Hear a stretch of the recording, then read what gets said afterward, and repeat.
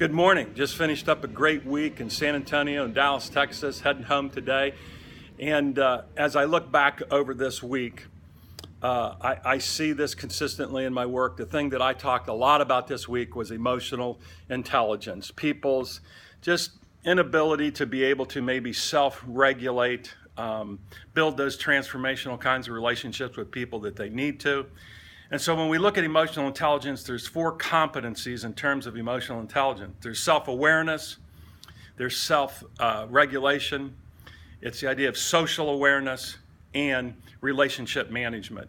And so what I would encourage you to do this morning, and certainly myself, is to try to be more self-aware, to look at the relationships that we're in, the work that we're involved in, and how we're showing up at work in terms of our own emotional intelligence. And to really just look for that one idea that you can work on today that might help you to be a little bit better in terms of emotional intelligence. Let me give you a few ideas in terms of possibly being able to build those skills. And I'm going to look at the idea of just trying to be a little bit happier, if you will, or showing up a little more mentally healthy, in our day-to-day lives. And I take a little bit from Sonia Lyubomirsky's work in terms of the How of Happiness, and another good book that Doug Smith in Columbus, Ohio wrote. It was on happiness. But in each of them, they talk about the idea, the past, the present, and the future.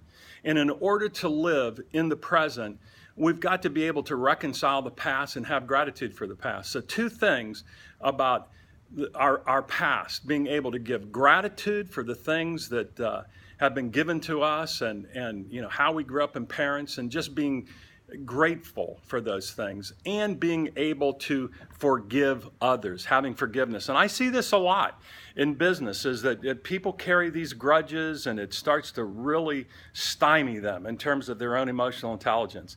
But you got to be able to live with your past in terms of living in the present moment. And to live in that present moment, it's all about building those positive relationships, about being engaged in our work and having purpose in what it is that we want to do, and being able to reach out and to give back, to others.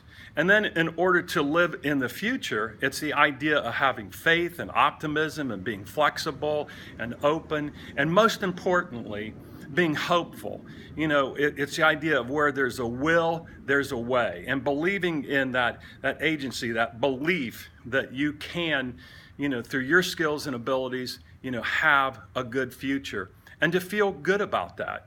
So living with that past and having optimism about that future, helps us to be able to live in that present moment and to focus on that. And I think with those kinds of skills, it helps us to be, a healthier person, if you will.